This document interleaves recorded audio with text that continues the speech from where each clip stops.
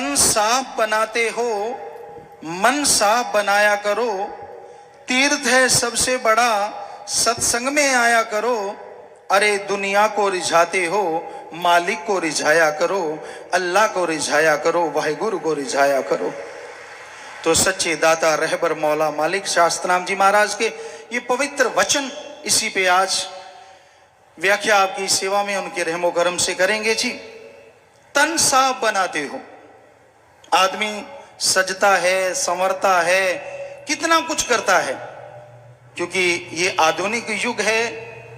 हमने देखा सत्संग करते करते कई बार शहरों में घूमते रहते हैं, दुकानों में घूमते रहते हैं, बड़ा लटरम पटरम है चेहरे को सजाने के लिए, बड़ा कुछ है, बाल कैसे सजाओगे, शरीर कैसे सजाओगे, बहुत कुछ है। और मेनली शरीर सजाता है स्त्री और पुरुष, पुरुष सजाता है स्त्री के लिए और स्त्री सजाती है अपने खसम के लिए कह लें, लेकिन खसम शब्द अच्छा नहीं लगता, वो तो वाहिगुरु राम के लिए है। तो एक दूसरे के लिए पति पत्नी अपने शरीर सजाते हैं, संवारते हैं, और कई बार पति खुश होकर कह भी देता है आप बहुत खूबसूरत हैं, या पत्नी कह देती है आप खूबसूरत हैं, आप फूल के कुप्पा हो जाते हैं, वाह मेरी तारीफ हुई, और सजते हैं अगले दिन और संवरते हैं। तो सजते हैं एक दूसरे के लिए, कितनी की देर खुशी है, एक बार कह दिया तू सुंदर लग रहा है, बस खत्म। अरे ये तन साफ बनाते हो, कभी मन को साफ बनाओ सच्चे खसम के लिए। अगर उसने एक बार कह दिया खूबसूरत हो, तो दोनों जहान में आपसे खूबसूरत कोई हो नहीं सकता। उस खसम के लिए जो दोनों जहां का मालिक है, खसम हमारे निगाह से, हमारे नजरिए से शब्द का अर्थ है, मीनिंग्स है, जो हर दिल को खस्ता कर दे, जो हर दिल को कायल कर ले, जो हर दिल में पागलपन भर दे अपने प्यार मोहब्बत का, दया में रहमत का, खुशियों का, और ऐसे दोनों जहां के रहमो करम का, वो सच्चा खसम है। आदमी को खसम नहीं कहा जा सकता। ये तो एक घर को खुश नहीं रह सकता, 100 में से 99 घरों में तो जुत्तम परेड होती रहती है, काहे का खसम। एक दूसरे को खुश नहीं कर पाता, और वो मालिक सच्चा खसम है, जिसे गुरु सहबानों ने, पीर पैगंबरों ने खसम पिया या मेरा मौला बहुत सारे नाम दिए हैं, और वाकई वही सच्चा है। जो प्यार मोहब्बत का प्याला पिला देता है वही सच्चा पिया है। जो पिला के भी हमेशा जिया में रहमो करम बरसाता है वो सच्चा पिया है। जो पिला के होश गवाने नहीं देता बल्कि ऐसी होश बना देता है जो मुर्दों में भी मालिक नजर आता है, वो सच्चा पिया है। अरे जो एक बार मां पकड़ ले, यहां तो क्या अगले जहान में भी नहीं छोड़ता, वो ही सच्चा पिया है। ये टेम्परेरी पिया नहीं होते जो किसी बात पे रूठ गए, किसी बात पे मान गए, नहीं, ये तो आदमी की फितरत है, ये तो इंसान है। अल्लाह मालिक वो वाहिगुरु राम भगवान, उसके लिए मन की सफाई जरूरी है। तन की सफाई ठीक है, करनी चाहिए, लेकिन यहां कहने का मतलब है अपने अंदर का कचरा साफ करो। लोग माला घुमाते हैं, जिसे हिंदू धर्म में माला, इस्लाम धर्म में तस्वीर, सिख धर्म में सिमरनी, अलग अलग धर्मों में अलग अलग नाम है। तो कबीर जी ने लिखा है, माला तो कर में फिरे, जीबा फिरे मुख मां है। माला हाथ में चल रही है, जीबा मुंह के अंदर चल रही है। माला तो कर में फिरे, जीबा फिरे मुख मां है, ये मनवा तो दे दिस फिरे, यो तो सुमरन ना है। मन 10 दिशाओं की तरफ भागता है, 4 दिशाएं, 4 कोने, ऊपर और नीचे, हर जगह भागता है मन, कोई जगह छोड़ता ही नहीं। तो उस माला घुमाने का क्या फायदा। हमने कई बुजुर्गों को देखा, एक जगह बुजुर्ग माला घुमा रहे थे, हम भी जाके बैठ गए कि चलो भाई राम का नाम चल रहा है, जाके बैठे, वो मालिक का नाम लेके माला घुमा रहे थे धीरे धीरे। इतने में उनका पोता नाती आया, कांच के कुछ गिलास पड़े थे, कांच पड़ा था, तो पोता खेलता खेलता छोटा आया, उसने गिलास तोड़ दिए। अब वो बुजुर्गों के हाथ में माला तो चल रही है, लेकिन जीबा से मालिक का नाम चला गया। क्या होने लगा, इधर माला चल रही है और जीबा पे तू मर जाए तेरा बेड़ा बैठ जाए, ये क्या कर दिया, इतना नुकसान कर दिया, इधर माला पटापट पटापट पटापट।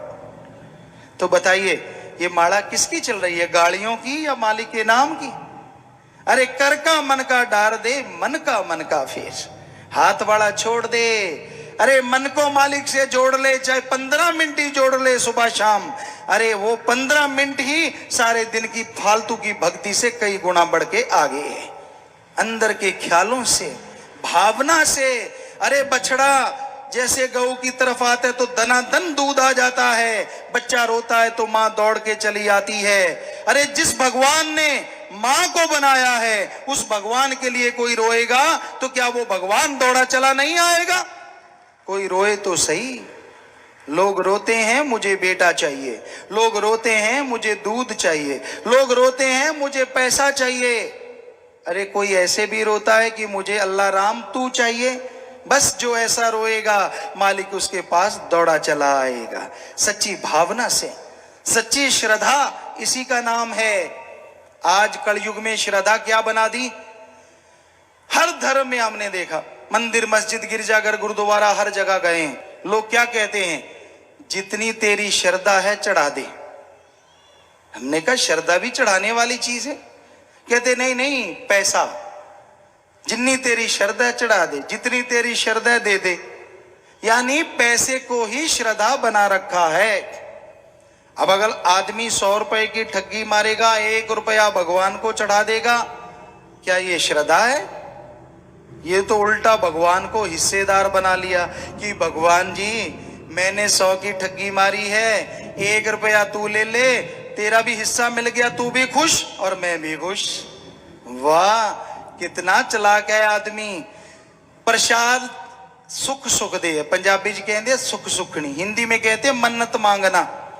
इस्लाम धर्म में, हिंदू धर्म में, और मन्नत मांगते कितनी है? 25 का प्रसाद, 1.25 रुपए का प्रसाद, 51 का। हमने एक दिन सोचा ये 25 पैसे ऊपर क्यों रखते हैं? बाद में ख्याल आया कि जब जाके डिब्बा रखते हैं 25 पैसे का प्रसाद भगवान का, 25 रुपए का खुद रगड़ जाते हैं। क्या ये सच्चाई नहीं? एक पीस निकालते, ले मालिक तेरा, और बाकी डिब्बा खुद रगड़ जाते हैं। क्या ये सच नहीं? यही सच है, यही हकीकत है। तो ये तो कोई बात नहीं हुई। प्रसाद कैसे बन गया बताइए? प्रसाद 2 तरीकों से बनता है। एक तो अल्लाह वाहिगुरु राम दिव्य दृष्टि डाले या उनके चरणों में रखा जाए। नंबर 2, क्योंकि वो तो निराकार हैं, कोई संत सत पुरुष जो उस मालिक से जुड़ चुका हो, ऐसा संत, ऐसा फकीर अपनी निगाह डाले या हाथ लगा दे, वो प्रसाद होता है। लेकिन आम तौर पे देखा गया दोनों में से कुछ भी नहीं होता, फिर भी लोग खुद ही प्रसाद रखते हैं, खुद ही बना लेते हैं और खुद ही खा जाते, कहते मालिक खा गया। तो भाई ये गलत है, ये सही नहीं है। मन को साफ करो। इन झंझटों में परमात्मा नहीं, ना वो अमीरी में ना गरीबी में। जिसका मन साफ है मालिक मिलता उसको है। जिसकी श्रद्धा भावना अंदर से तड़प है, जो अंदर से व्याकुल है, जो उसके लिए वैराग्य में रोता है, मालिक उसके पास पता नहीं कब आके खड़ा हो जाता है और कभी जाता ही नहीं। तो आप उस परम पिता परमात्मा को अपना बनाना चाहते हो तो छल कपट ना करो, चलित्र ना करो। वो चलित्रों में आने वाला नहीं है। कई अलग तरह का कपड़ा, अलग तरह का खाना, अलग तरह के पैसे, अलग तरह के गहने पहनने से वो मिलता नहीं। पंजाबी में एक दोहा किसी अच्छे नेक इंसान ने या किसी फकीर ने लिखा है, एडा भोला खसम नहीं जेड़ा मगर चलित्र ना जाने। वो इतना भोला होता तो लोग बेच के खा जाते। एडा भोला खसम नहीं जेड़ा मगर चलित्र ना जाने। ਇਹਦੇ घर विच ਉਹੀ हो बस सकती ਜਿਹੜੀ सब चतराइयां भुल जावे, जो सारी छल कपट छोड़ दे, सारे नाटक ढोंगबाजी करना छोड़ दे। उसी को सतगुरु का प्यार हमेशा कलयुग में मिलता रहेगा। जितने त्रिया चलित्र, जितने छल कपट आप करते रहोगे उतना मालिक से दूर होते जाओगे। ये कोई नाटक मंडली नहीं है, यहाँ पे नाटक करो और पार हो जाओ। हकीकत में अगर अंदर से साफ हो जाओगे, वचनों के साफ, व्यवहार के साफ, अगर आप बन जाओगे तो आपको अल्लाह राम को बुलाने की जरूरत नहीं पड़ेगी, वो आपकी तरफ दौड़ा चलाएगा जी, चल के नहीं बल्कि दौड़ के आएगा। इस कलयुग में अपने आप को पाक पवित्र बना के देखो। तो अपने को पवित्र बनाने के लिए सत्संग ही एक तीर्थ स्थान है। ये हर धर्म में लिखा है कि सत्संग से बढ़ के, भागवत में श्री कृष्ण जी महाराज ने लिखा और धर्मों में संत महापुरुषों ने लिखा कि कलयुग में सत्संग से बढ़ के कोई तीर्थ स्थान नहीं होगा। क्योंकि पता था गुरुओं को कि तीर्थ स्थानों का मिस यूज होगा, गलत तरीके से लोग उसको बनाएंगे या फायदा उठाएंगे। तीर्थ स्थान किस लिए बने, पहले आपको ये बता दें। हमारे सभी धर्मों में पवित्र, अति पवित्र तीर्थ स्थान है। अति पवित्र हमने इसलिए कहा, जो पवित्र महापुरुषों के हाथों से बने हैं उनसे पवित्र कोई चीज हो नहीं सकती। तो पवित्र, अति पवित्र तीर्थ स्थान बने हैं। लेकिन वो बने इसलिए थे कि दुनिया में रहता आदमी अल्लाह वाहिगुरु गॉड खुदा रब को भूल जाएगा। जब तीर्थ स्थान पे आए, डुबकी लगाए, तो उससे अपना अल्लाह वाहिगुरु राम याद आए और वो घर में जाके मालिक को फिर से याद करने लग जाए। जैसे दूध को जाग लगा देते हैं, वैसे राम नाम की जाग लग जाए और वो फिर से मालिक को याद करने लग जाए।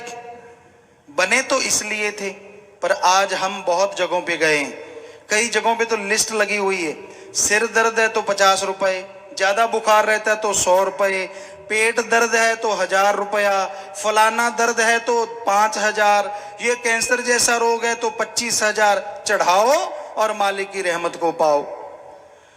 बड़ी हैरानी होती है, पैसा लिया जाता है। क्यों?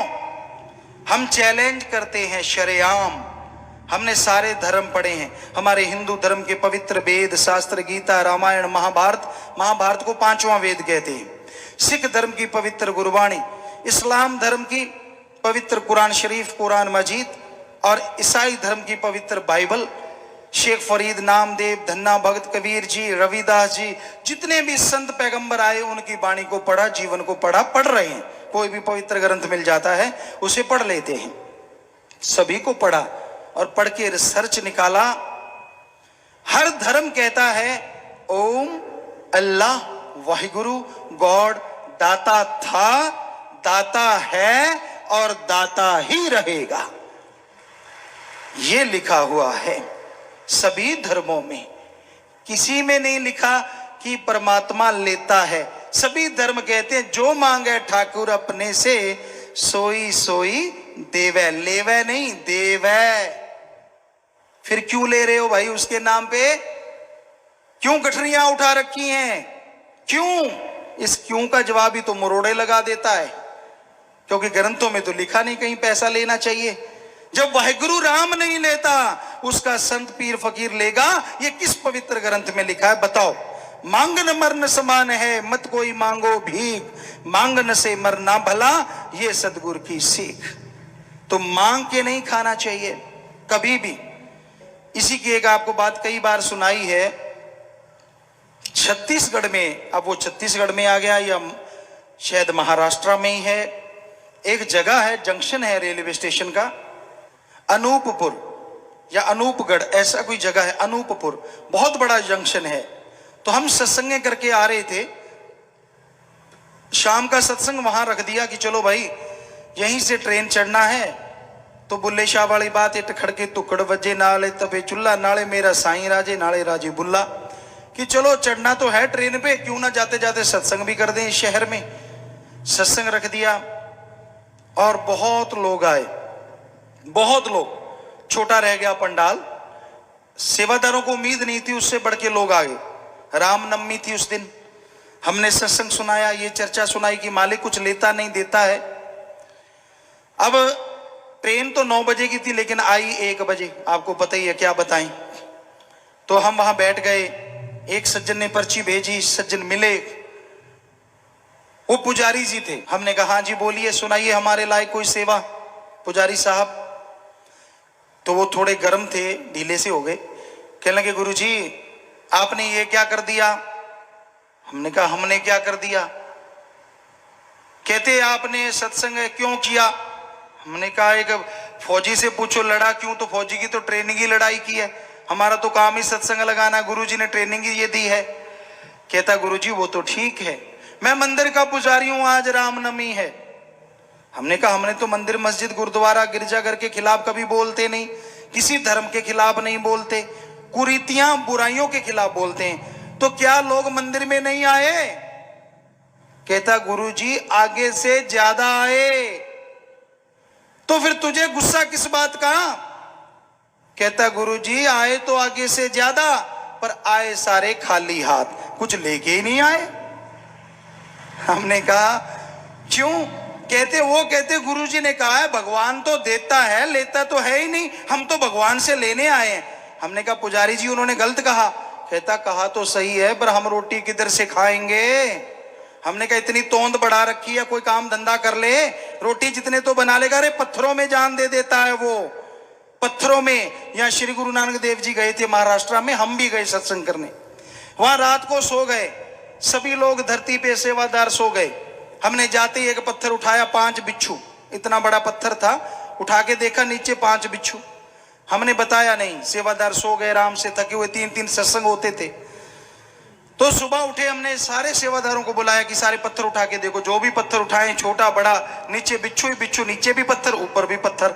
उनको खाने का कौन देता है पुजारी जी? जो उनको दे सकता है। अरे आप तो श्रेष्ठ जून मनुष्य हैं, कुछ मेहनत करो, भगवान आपको भी दे देगा। अरे भगवान के नाम पे लूटो ना। तो उनकी आंखें तो खुली, पर माना नहीं माना ये राम जाने। सो आज कलयुग में इतना बुरा हाल है। हमने तो किसी धर्म में नहीं पढ़ा कि अल्लाह वाहिगुरु गॉड खुदा रब लेता है। हर धर्म कहता, हिंदू धर्म में पवित्र वेदों में हमने पढ़ा भगवान से मांगो। क्या मांगो? अच्छी धरती, अच्छी हवा, अच्छी तंदुरुस्ती, अच्छी संतान, अच्छा पानी, भगवान से मांगो। अरे और मांगना है तो भगवान से भगवान को मांगो।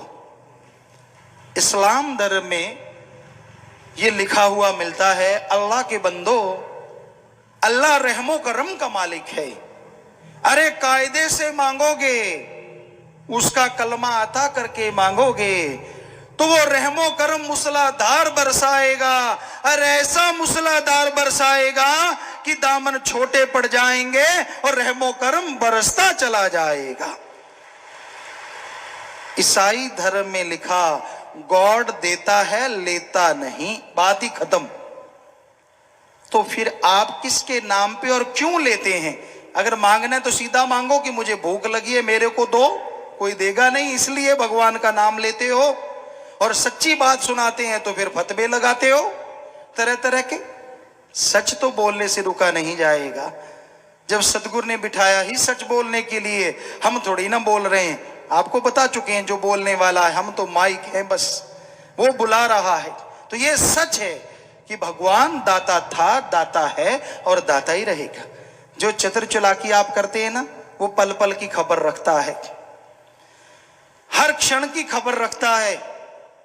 वो इतना भोला नहीं है जो आपके झांसों में आ जाए, आपके चरित्रों में आ जाए, वो नहीं आने वाला। तो प्यारी साथ संगत जी, बात पे बात ख्याल में आ जाती। किसी ने पत्थर डाला था, हम साथ रह गए जब सत्संगों में गए वेस्ट बंगाल साइड में, तो उसमें लिखा था कि गुरुजी कई लोग ये कह देते हैं मुझे दर्शन हुए सतगुरु के, चाहे बेपरवाह साईं मस्ताना जी के, परमपिता जी के, या इस शरीर में देना तो भगवान मालिक सतगुरु ने दर्शन है। वो किस शरीर को चुनता है ये उसकी मर्जी है, वो उसको चुनता है जो उससे एक हो चुका होता है, दूसरे को तो चुन ही नहीं सकता। तो दर्शन हुए और लोग नजायज फायदा उठाते हैं। साथ संगत जी ध्यान से सुनने वाली बात है। क्या कह देते हैं, मुझे सतगुरु ने दर्शन दिए, तू मेरी सकी बहन, तू मेरा सका भाई, तू मेरी सकी मां, तू पिछले जन्म का बाप। ऐसे कहने वाले 100% झूठे थे, झूठे हैं और झूठे ही रहेंगे। सब बकवास, आपसे रिश्ता जोड़ने के लिए, आपको ठगने के लिए। ऐसा हो सकता है सतगुर रिश्ता जोड़ता है अल्लाह वाहिगुरु राम से। अरे गंद के पुतले बंदे से रिश्ता जुड़वा के उसने क्या लेना है? ये सब फालतू की बातें हैं, ये फजूल की बातें हैं। इसमें कोई ना कोई वजह है, या तो वो आपके वचन तोड़वाएगा, या खुद वो बुरा है, कामी क्रोधी कीड़ा है जो आपको लूटना चाहता है। ऐसे लोगों के पीछे जो सत्संगी लगते हैं, आप डुबेंदे बामणा जजमान भी डूबे, वो आप डूबेंगे जो ऐसा बोलने वाले हैं, और जो उनके साथ उनका विश्वास करेंगे वो भी डूबेंगे।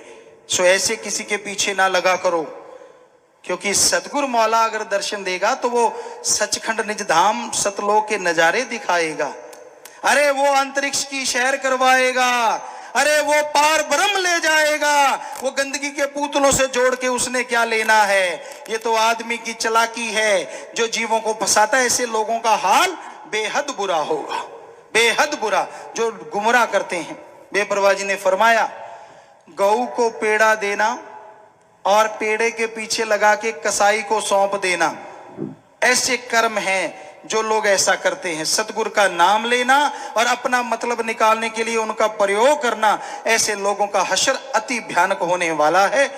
कई बार हो चुका है, कई ढीठ है, वो नहीं मानते, उनका हाल बुरा हो चुका है, लेकिन वो सोचते हैं कि नहीं वो तो वैसे ही था, कर्म कट गया, कोई बात नहीं। वो देख रहा है, हंसदे ने खिलखिल जेड़े रोवणगे यार कल, जमाने लेखा लेना फड़के तलवार कल लो। आज बुरे कर्म करके हंसते हो ना, मालिक को बुद्धू बना के हंसते हो, अरे हंसना तो क्या, तेथो रोया भी नहीं जाना। इसलिए ऐसे ही उम्मीद ना कर, ऐसे कर्म ना कर। कर्म करे खोटे पड़ेंगे बड़े सोटे, फिर पूछनी नहीं किसी ने बात रे। मत कर बुरे कर्म, मत कर खोटे कर्म। ठीक है, राम नाम अच्छा नहीं लगता, कोई बात नहीं, सुमरन करता रहे, सेवा अच्छी नहीं लगती, कोई बात नहीं, सुमरन कर, वो तो तेरे कुलों का उद्धार करेगा। पर बुरे कर्म ना कर, किसी को गुमराह ना कर। तो भाई यारी दोस्ती के लिए सतगुरु ही काफी है, अल्लाह वाहिगुरु राम ही काफी है, क्योंकि वो सच्चा दोस्त है।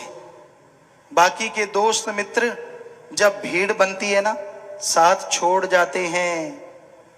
अरे आपका कोई रुतबा है, आप बड़े ऑफिसर हैं, बड़े नेता हैं, बड़े जमींदार, धन दौलत है आपके पास, तो आपसे हाथ मिलाने वाले ऐसे ऐसे लोग आएंगे जिनको आपने पहले कभी देखा भी नहीं। क्यों? क्योंकि लोग कहते हैं यार इससे दोस्ती हो जाए तो कोई ना कोई काम निकाल लेंगे। और अगर आपका वो रुतबा चला गया, आपके पास से धन दौलत जमीन जायदाद चली गई, अरे अनजान लोगों ने तो हाथ क्या मिलाना है, जो आपके अपने होते हैं वो भी आंखें फेर के खड़े हो जाएंगे। अरे नंगा रहा है, मत्थे लगेंगे तो कुछ मांगेगा ही मांगेगा। तो भाई ये मतलब परस्त जमाना है, खुद गर्ज जमाना है। यहाँ गर्ज है तो लोग दौड़े चले आते हैं, और जब गर्ज नहीं तो कोई बात नहीं पूछता।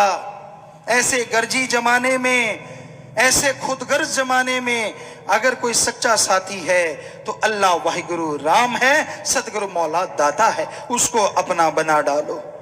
वो नहीं साथ छोड़ेगा, उसको तो आपकी आत्मा से प्यार है, उसको तो आपके दुख दर्द लेने में खुशी है और सुख देने में खुशी है। वो आपके दुख दर्द ले लेगा और बदले में दोनों जहान की खुशियां बख्श देगा। इसलिए कच्चड़ियां नु छोड़ पकड़ा, कोई ढूंढ सज्जन साथी, पकड़ा पकड़ा जो दोनों जहान में पक्का हो।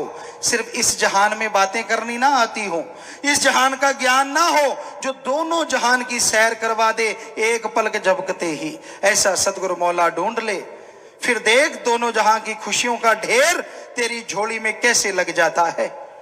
तो भाई हम तो आपकी सेवा में अर्ज करने वाले हैं, प्रार्थना कर रहे हैं। मान लो, मानने में ही भलाई है। मानोगे तो खुशियां हैं, और ना मानोगे तो भाई अपने कर्मों का बोझ उठाना पड़ेगा।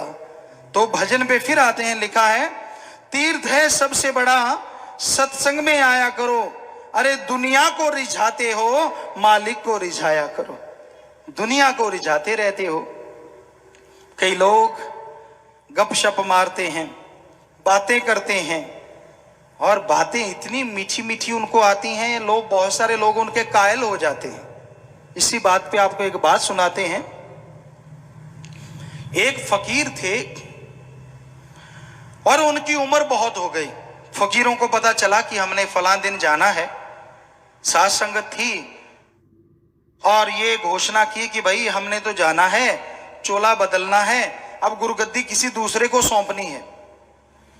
उनके पास दो शिष्य थे, दो मुरीद थे। एक को लोग कहते थे भोला भाला है और दूसरा बड़ा ही चतुर चालाक।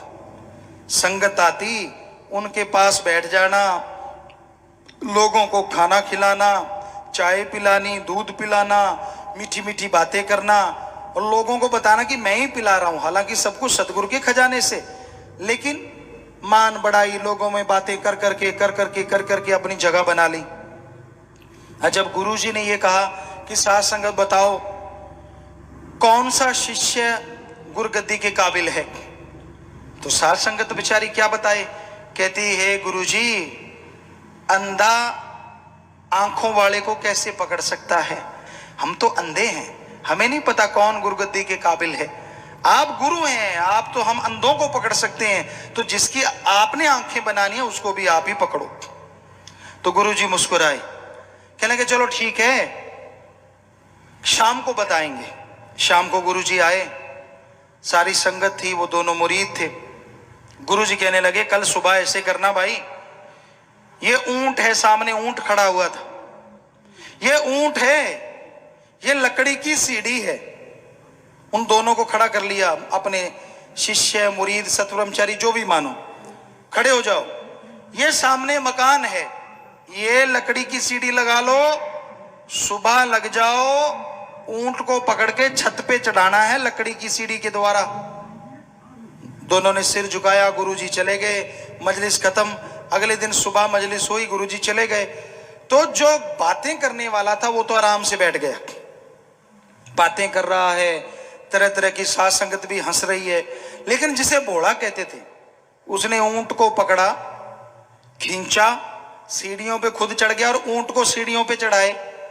तो वो संगत बैठी तालियां मारे, जो मुरीद दूसरा था वो भी तालियां मारे, कहते वो तो पागल है, कभी सीढ़ियों के द्वारा ऊंट छत पे चढ़ता है। सारे तालियां मार रहे हैं, लेकिन वो लगा हुआ है, पसीना आ गया, रोटी नहीं खाई, पानी नहीं पिया, चाय नहीं पी, दूध नहीं लिया। सुबह से लगा, दोपहर हो गई, धूप चिलचिलाती आ गई, पसीने से नहा गया, ऊंट भी बुरा हाल हो गया। ऊंट सोचे ये पागल है क्या, ऊंट सोचे मैं चढ़ूं तो चढ़ूं कैसे, और मुरीद को तो कुछ लेना देना नहीं था, कहता चल चढ़ना ही पड़ेगा। अब दोपहर भी गुजर गई, शाम आ गई, दोनों का बुरा हाल, लेकिन मुरीद में जोश पूरा। ऊंट को खींचे, चल चढ़, वो चढ़े ना, फिर वापिस हो जाए, फिर खींचे, चढ़, फिर वापिस हो जाए।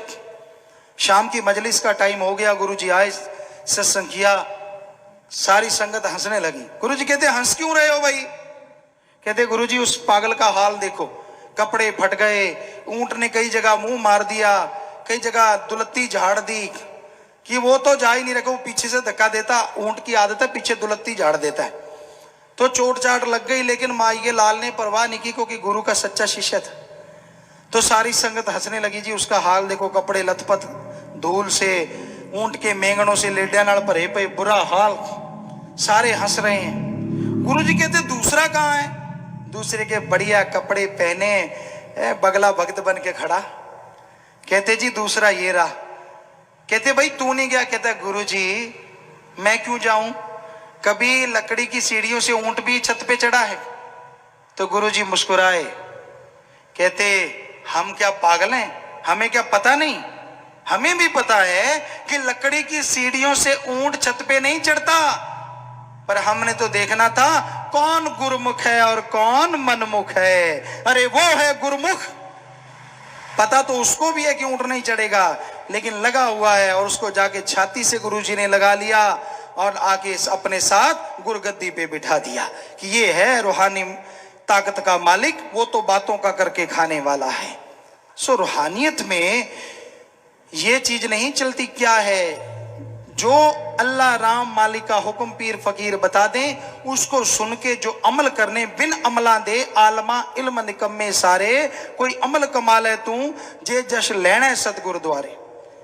अमल के बिना जितनी देर इल्म पढ़ते रहो, गुरु सहवानों ने भी लिखा है, पढ़ पढ़ के गड्ढे भर लो। तब गड्ढे बड़ी चीज होता था, आज कह दें तो ट्राले, बड़े बड़े टायरों वाले ट्राले भर लो किताबों के, पढ़ पढ़ के।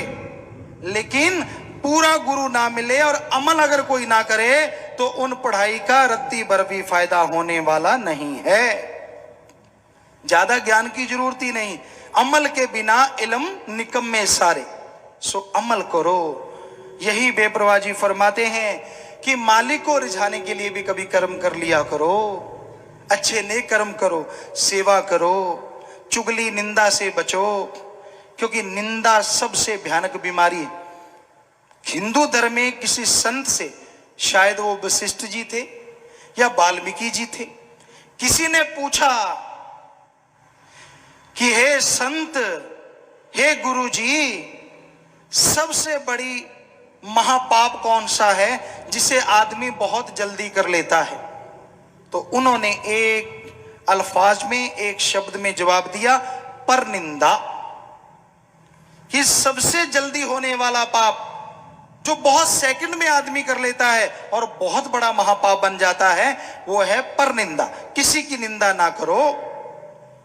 प्यारी साध संगत जियो, जो आप गाते हो वो आपके अंदर से चला जाता है, और जिसको आप देखते हो वो आपके अंदर आ जाता है। अपने गुण ना देखो, क्योंकि गुण ना गाओ खुद के गुण गाओगे तो चले जाएंगे। इसलिए खुद के तो अवगुण गाओ ताकि वो चले जाएं, और दूसरों में गुण देखो, क्योंकि जो देखोगे वो आपके अंदर आ जाएगा। चाहे 100 अवगुण हो, पर एक आधा गुण हर इंसान में जरूर होता है। आपकी निगाह साधु संत ऐसा चाहिए, भक्त ऐसा चाहिए, जैसे सूप सुभाए, सार सार गुण ले थोथा दे उड़ाए। छाज छजली जड़ी हुंदी है, सूप कहते हैं, संतों ने उससे कहा साधु भक्त ऐसा चाहिए जैसे सूप सुभाए। माता बहनें, भाई लोग जब आटा पिसवाते हैं गांव में, जानते हैं, तो गेहूं को पहले छांटना पड़ता है। हमने खुद किए हैं ये कर्म, अब भी कर लेते हैं, बहुत सारे कर्म करके ही खाते हैं, सदगुरु ने सिखाया ये। तो यूं यूं छाछ को पकड़ के एक अंदाज से हिलाना होता है, और जब उसको हिलाते हैं तो थोथे थोथे दाने उड़ जाते हैं हवा में, और जो मोटे दाने छाछ अपनी तरफ खींच लेता है। ऐसे ही एक भक्त को चाहिए, दूसरों के अवगुणों को, अपने अवगुणों को उड़ा दो और दूसरों के गुणों को ग्रहण कर लो। आप गुणवान बन जाओगे और मालिक के प्यारे अच्छे नेक इंसान बन जाओगे। तो मालिक के नूरी स्वरूप के दर्शन होंगे, तो उसके रहमो करम के काबिल बन जाओगे। तो मालिक को रिझाने के लिए भी कुछ किया करो। दुनिया को रिझाने के लिए, पता नहीं कितनी ठगियां मारने के लिए, अपने नंबर बनाने के लिए, अपने अहंकार को बड़ा, अपने आप को बड़ा साबित करने के लिए लोग हमारे सामने भी बड़ी बड़ी बातें करते हैं, बड़ा मसाला लगा लगा के सुनाते हैं। हम हाँ जी हाँ जी हाँ जी हाँ जी, क्योंकि किसी का पर्दा उठाना संतों का काम नहीं होता। अब सत्संग है, इसमें तो पर्दे उठाने ही पड़ते हैं। किसी को यह नहीं लगता कि मेरे को कह रहे हैं, जिसको कह रहे हैं पसीने तो उसको छूटते हैं, लेकिन उसको लगता सभी को ही पसीना आ रहा है, गर्मी है क्या हर्ष, लेकिन उसको कुछ अलग तरह का पसीना आता है, कभी यूं कभी यूं। ये तो मेरे को ही कह रहे हैं, और तेरे बाप को कह रहे हैं, तुझे कह रहे हैं। अब कमी तेरे में तो तेरे को ही बोलेंगे भाई। तो ऐसा होता है कि आदमी के अंदर कमी है, वो अवगुण करते, या तो उसका मुंह चिलम जैसा हो जाता है। चिलम आप जानते हैं राजस्थान में होती है, तंबाकू डाल के लोग भी थे, उसका मुंह छोटा सा होता है, कहने का मतलब मुंह यूं हो जाएगा, उसमें ना तो 3:45 बजते हैं, ना 10:10 होते हैं, ना 9:15 बजते हैं, अजीबोगरीब हो जाता, गोल गोल शून्य, कि मैं छोड़ूंगा नहीं, जितनी मर्जी कह लो। करता रहे भाई, करता रहे, जब भरेगा तब ना कहना कि मुझे बचाओ, तब भी फिर भरता रहे। तो ऐसा भी देखने में आता है। तो क्यों ये मुंह का आकार बदसूरत करते हो, क्यों नहीं मानते, बताओ क्यों नहीं मानते? हम तो हाथ जोड़ जोड़ के आपके सेवादार चौकीदार बन के आपसे प्रार्थना करते हैं, छोड़ दीजिए। मालिक आपको खुशियां दे, छोड़ दो बुरे कर्म, छोड़ दो अवगुण, अरे भल गुण ग्रहण कर लो, ताकि मालिक की दया में रहमत मूसलाधार बरसती नजर आ जाए। वो तो बरस रही है, पर उल्लुओं को जैसे सूरज नजर नहीं आता, वैसे तुझे बरसती हुई रहमत नजर नहीं आती। सो अखियां बेअन जिन रसींदो मां पीरी, गुरु साहबानों ने लिखा, वो आंखें और हैं जिनसे वो मालिक दोनों जहान का दाता दिखता है। आंखें तो यही हैं, इनमें राम नाम का सुरमा डालो, इनको बंद करके जब अंदर ये आंखें खुलेंगी तो सच ही सच दिखाएंगी, फनाकारी चीजों से बचाएंगी, और जो हमेशा लासानी है, जो दोनों जहां का मालिक है, उससे मिलवा देंगी। तो भाई वो राम नाम का तरीका, वो युक्ति हमेशा हम आपको सत्संग के बाद बताते, जिन्होंने ले रखा है किया करो सुमरन, उसको अलमारी में रख के ना छोड़ो। घी दूध पड़ा है, माथा टेकने से नहीं, खाने से ताकत आती है। वैसे राम नाम जपने से ताकत आती है, सिर्फ लेने से। वचन है सतगुरु के कि आवागमन तो खत्म होगा, पर यहाँ की खुशियां नहीं हासिल होंगी, इसलिए सुमरन करना जरूरी है। इस दुनिया में आना जाना ये कर्मों की रीत है, इस दुनिया में कोई ना देखा कौन किसी का मीत है, 2 दिन की बहारों में मन को न लगाया करो। ये संसार मुसाफिर खाना है। जैसे स्टेशन पे आपने देखा है, रेलवे स्टेशन है, कुछ लोग वहां जाके बैठते हैं कि ट्रेन आएगी तो चढ़ेंगे। जैसे ट्रेन आती है, कुछ उसमें सवार हो जाते हैं, कुछ उतर जाते हैं, और नए आके ट्रेन का इंतजार करना शुरू कर देते हैं। हमेशा कोई बैठता नहीं वहां सिवाय उन कर्मचारियों के। तो उसी तरह ये संसार मुसाफिर खाना है। यहां कोई मौत रूपी ट्रेन की घड़ियां गिनता रहता है, कब मौत आएगी पता नहीं, कब समय आ जाए। जैसे मौत आती है, कुछ उस गाड़ी में सवार हो जाते हैं, और किसी के उसी दिन बच्चा पैदा होता है, यानी ट्रेन से उतर जाते हैं, और नए घड़ियां कई और मौत का इंतजार करना शुरू कर देते हैं। तो ये संसार मुसाफिर खाना है। यहां क्यों इतना दिल लगा रखा है, क्यों इतना फंसे हुए हो, क्यों रसों कसों में उलझ गए। यहां हमेशा नहीं रहना, एक दिन जाना होगा, कब ये तो मालूम नहीं, लेकिन ये सच है कि जाना जरूर होगा। तिल बदे नराई घटे जो लिख दी करतार, लेखे तेरे श्वास गिरास। तिल के दाने जितनी बढ़ नहीं सकती, और राई के दाने जितने श्वासों की गिनती कम नहीं हो सकती। जितने श्वास शरीर में लिख दिए, उतने भोगने के बाद आत्मा को ये शरीर छोड़ना होगा। जैसे किराएदार तो आजकल कब्जा भी कर लेते हैं, पर चलो जितनी देर का किराया मकान खाली करना ही पड़ता है, कायदा तो ये है। आप कब्जा करके बैठ जाते हैं, वो एक अलग बात है, लेकिन शरीर पे कब्जा नहीं कर पाओगे। यहां कोई रिश्वत नहीं चलती। कहीं आप सोचो जमराज आएगा, जमदूत आएगा, उसको कहेंगे ले जमदूत भाई 5 लाख ले ले, तू भी ऐश कर और मुझे 5 साल और दे जा। उसकी कोई मजाल नहीं कि वो ऐसा कर सके। वो तो विधि का विधान है, जितना लिख दिया श्वास कम ज्यादा नहीं। हाँ, टाइम पीरियड कम ज्यादा हो सकता है।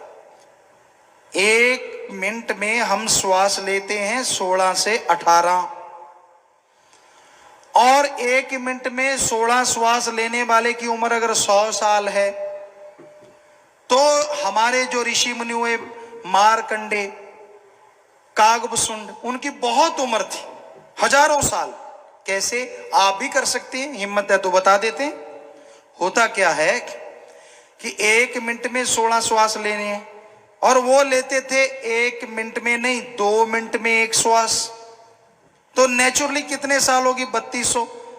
और अगर 4 मिनट में 1 श्वास लिया तो 6400। आप कैलकुलेट करते जाइए, शायद इससे भी ज्यादा हो, क्योंकि ऐसे श्वास भरते थे और रोक लेते थे। बस बातें चलती रहती थी, श्वास अटका रहता था, चर्चा होती रहती थी। मजाल की श्वास ऊपर से नीचे आ जाए, श्वास अटका रहता था। इसे कहते हैं प्राणायाम। इससे श्वास लो और फिर छोड़ते जाते थे। तो इस तरह जो श्वास लेता है, श्वास तो उतने ही है, लेकिन उम्र की सीमा ज्यादा हो जाती है, वो 100 की जगह आगे। और आजकल के नौजवानों, आप लेते हो नशा, चरस, हेरोइन, स्मैक, भांग, धतूरा, अरे शर्म आती है। पंजाब से किसी सज्जन ने बताया कि गुरुजी कॉलेज में बच्चे 10-15 दिन जुराब नहीं उतारते और जब वो बदबूदार होती है उसको सूंघ सूंघ के नशा करते हैं। ये किसी ने पिछली सत्संगों में यहां आप संगत ने सुना होगा। हमने कहा इससे बढ़िया तो बोग बांध लो। पंजाबी जी कहना है बोग वांगू मुश्क है, तो उसमें बदबू बहुत आती है, उसका मुश्क ले लेके नशा करते रहो। कितनी हैरानी की बात है, कितने गिर गया है आज इंसान। हम दिल्ली साइड में सत्संग कर रहे थे तो वहां सज्जनों ने बताया गुरुजी यहाँ के नौजवान ब्रेड में बूट पॉलिश लगा लगा के खाना खाते हैं, ब्रेड खाते हैं ताकि नशा आ जाए। सोचो कितने गंदे नशे। ये मेडिकल नशे, कैप्सूल खाते हैं, गोलियां खाते हैं, खांसी की दवाई, क्रैक्स वगैरह और कई तरह की दवाइयां जिनको नशे के रूप में इस्तेमाल में लाते हैं। तो ये सारे गंदगी का घर हैं, इंसान को बर्बाद कर देते हैं। ये नशों में मत पड़ो। और इससे होता क्या है, 1 मिनट में 16 की जगह आप 30-32 श्वास लेते हो। और अगर 100 साल टाइम था 50 साल ही रह जाता है, और 50 है तो 25 रह जाता है, और जवानी में लोग चले जाते हैं। इसमें मालिक का क्या कसूर? कसूर आपका, जो आप गंदगी खाते हैं। तो अपनी उम्र को कम मत करो नशे कर कर। कई नौजवान कहते हैं गुरुजी प्रैक्टिस करते हैं, दौड़ते हैं, भागते हैं, एक्सरसाइज करते हैं, उसमें भी श्वास तेजी से चलता है, इसका मतलब उम्र कम हो जाती है? जी नहीं, एक्सरसाइज से 16 की जगह 14 ही आने लग जाते हैं, पूरा परमानेंटली फायदा हो जाता है। कई बार ऐसा भी होता है, तो उससे फायदा होता है, नुकसान नहीं होता। पर ओवर हर चीज का अति तो बुरी है, अति करोगे तो वो बुरा है। तो भाई यही आपको बताना चाहते हैं कि इस दुनिया में आना जाना ये कर्मों की रीत है। इस दुनिया में कोई ना देखा कौन किसका मीत है। बहुत मित्रों को बदलते देखा है, बहुत रिश्तों को बदलते देखा है। ऐसे रिश्ते जिनमें बड़ा प्यार होता है, पल में एक दूसरे से तू कौन मैं कौन, पर कोई मालिक की भक्ति करे। हम सुना करते थे कई सत्संगियों से, यार मालिक की सेवा मिले, मालिक की भक्ति मिले तो और क्या चाहिए, इससे उत्तम तो कोई चीज नहीं। पर ऐसे लोगों को ही हमने भक्तों से नफरत करते भी अपनी आंखों से देखा है। किधर गया भाई तेरा ज्ञान? लोगों को तो बड़ा सुनाया करता था कि भाई सेवा ही मेवा है, सेवा में तो अति उत्तम मेवा है। और अब अगर कोई सेवा करे तो वो अच्छा नहीं लगता। अरे सेवा जो भी करता है परमार्थ, मरने के बाद आंखें दान करो, ये महादान है। जीते जी खून दान करो। यहाँ खून के पंप हैं, जैसे पेट्रोल पंप होता है, ये ब्लड पंप बैठे हैं यहाँ। बहुत धन है ऐसी माँ, धन है ऐसा बाप जिन्होंने ऐसी औलाद पैदा की है। चलते फिरते ब्लड पंप इनका नाम दिया है हमने। ये खून देने से क्या होता है? यहाँ वचन है, और संतों के वचन मालिक करवाता, वो अमल पूरे होते हैं। हमने एक दिन कहा कि बेटा खून दान किया करो, रोग कटते हैं। यकीन मानो यहाँ जो खून दान करते हैं उनके कैंसर जैसे रोग भी कट गए। ये तो भगवान जाने कैसे, ये तो राम जाने कैसे। और 7 दिन में खून पहले से बढ़िया पूरा होता है, सिर्फ 7 दिन में पहले से बढ़िया। यहाँ 50-50 बार खून दान देने वाले होंगे, 30-30 बार खून दान देने वाले होंगे, कुछ भी नहीं होता, बल्कि शरीर तंदुरुस्त और मजबूत होता चला जाता है। मरने के बाद आंखें दान का फार्म भरो। कई कहते हैं जी हमने अगर आंखें निकाल दी तो अगले जन्म में आंखें नहीं आएंगी। ओ भक्त जी, जब चिता में जलाया तो आंखों का पटाखा तो तब भी बोल जाएगा, तू कौन सा रजिस्ट्री करवा के साथ ले जाएगा? तो अच्छा नहीं कि मरने के बाद तेरी आंखें किसी अंधे को लगे, और वो जब तक जिएगा उसकी आत्मा से दुआएं निकलेंगी, और वो दुआ जरूर लगती है, ये यकीन मानो, ये सच है। इसलिए दान करो, भूखे को खाना खिलाओ, प्यासे को पानी पिलाओ, अरे बीमार का इलाज करवाओ, अज्ञानी को ज्ञान करवाओ, और जो बुराइयों में फंसे हैं उनको राम नाम से जोड़ो, ये महादान है, करके देखो। बदले में सुख ना मिले तो हम सत्संग नहीं करेंगे, ये गारंटी देते हैं। और बताओ क्या गारंटी दें? बेइंतहा दान का फल मिलता है, पर सच्चे दिल से। पंजाबी च कहावत है, बकरी दूध दिंदी है मींगना घोल के। सो वो दूध किसी काम का नहीं होता, क्योंकि जिसमें मींगने घुल गई। इस दुनिया में आना जाना ये कर्मों का खेल है। माता पिता भाई सुत नारी ये संजोगी मेल है। मोह जाल में फंस करके मालिक ना बुलाया करो, ये कर्मों का लेन देन है। कभी आप माँ बाप, कभी वो माँ बाप, ये तो चलता आया है कर्मों का सिलसिला। तो उनके अनुसार आपके रिश्ते नाते बनते रहते हैं, बिगड़ते रहते हैं, पर मालिक को ना बुलाया करो इन रिश्ते नातों में पड़ के। वो तो दोनों जहां का सच्चा मित्र है, सच्चा साथी है। गुरु साहिबानों के पवित्र वचन भी यही फरमाते हैं। कई बार कई आदमी बैठे होते हैं, यहाँ ऐसे नहीं बोला शब्द, वैसे नहीं बोला, इसी में उलझे रहते हैं। उनका अर्थ क्या है, उनका मीनिंग्स क्या है, ये समझना जरूरी है। हर किसी की बोली अपनी अपनी है। हिंदी वाला पंजाबी ढंग से नहीं बोल सकता, पंजाबी वाला हिंदी नहीं बोल सकता। बहुत बार देखा है। हम यूपी में सत्संग करने गए, अपने पंजाब से सत्संगी थे, एमए थे, पढ़े लिखे थे बहुत, एमए। तो वहां गए और जाके कहने लगे भाई चारपाई डालो। वो कहने लगे सरदार जी क्या करना है? कहते चारपाई डालो, हमने लौटना है। वो कहते फिर चारपाई की क्या जरूरत है जब आपने लौटना है? कहता ना ना चारपाई डालो, हमने लौटना है। अब वो समझे कि जब इन्होंने लौटने का मतलब होता है वापिस जाना है, भी चारपाई डालो मैंने वापिस जाना है। वो कहते जब वापिस जाना है तो चारपाई डालने की मतलब कहना यह था कि चारपाई डालो मैंने लेटना है। कह दिया लौटना है, तो एक शब्द से कितना फर्क पड़ गया। तो कई बार पंजाबी हिंदी वालों का ये चलता रहता है, भाषा नहीं आती, लेकिन इसका मतलब ये थोड़ी ना है कि आदमी को ज्ञान नहीं सही समझ आता। जिसका गुरु पूर्ण होता है उसी को सच में ज्ञान समझ में आता है, बाकी तो हाँ बस दूसरी चीजों में ही उलझा रहता है। नहीं भाई, ये नहीं, सर्व साझा ज्ञान होता है। गुरुओं ने लिखा है सर्व साझी गुरुवाणी, सभी के लिए। उसमें लिखा है अव्वल अल्लाह। अल्लाह को वाहिगुरु नहीं किया, कर सकते थे। आज की अगर जमाने की बात करें तो अल्लाह क्यों लिखा?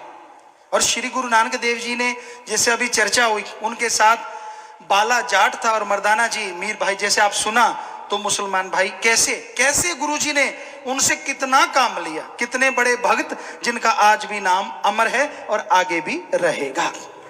कैसे उन्होंने तो कोई नहीं सोचा क्या जात क्या पात, कोई लेना देना नहीं। गुरुओं को इससे कुछ लेना देना होता ही नहीं, धर्म को इससे कुछ लेना देना होता ही नहीं। धर्म में तो जो मालिक के लिए तड़फता है वो मालिक का प्यारा है, और जो मन माया के लिए तड़फता है वो काल का प्यारा है।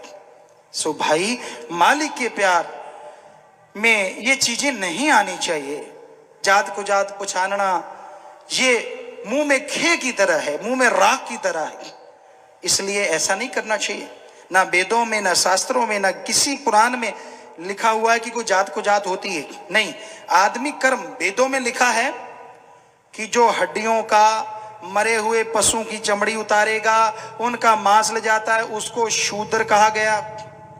अगर वही शूद्र के घर बच्चा पैदा हो जाए और वो ब्रह्म ज्ञान सुनाए तो वो शूद्र नहीं ब्राह्मण कहलाएगा, शूद्र नहीं कहलाएगा। और ब्राह्मण का बेटा अगर मरे हुए पशु ढोएगा तो वो शूद्र कहलाएगा, ब्राह्मण नहीं कहलाएगा। जन्म से जात पात का कोई लेना देना नहीं है। वो तो एक वर्ग बनाए हैं धर्मों में, वर्ग कि ये वर्ग है, ये वर्ग, अदरवाइज कुछ भी नहीं। वो भी कोई फूट डालने के लिए नहीं, कर्मों के अनुसार कि ऐसा कर्म ना करो नहीं तो ये बन जाते हो। तो भाई हकीकत है, कोई जात पात नहीं है, हम सब एक हैं और हमारा मालिक एक है। हर धर्म में पुकार पुकार के कहा है। हिंदू धर्म में लिखा है ओ या ओंकार, मतलब अल्लाह ताला एक है, वो राम एक है, ईश्वर एक है, वो निराकार है और हम सब उसकी संतान है। हमारी जात मनुष्यता है। हिंदू धर्म में ब्रह्मा जी के पुत्र संभ्य मनु और औरत शतरूपा की औलाद हैं हम, ये हिंदू धर्म कहता है।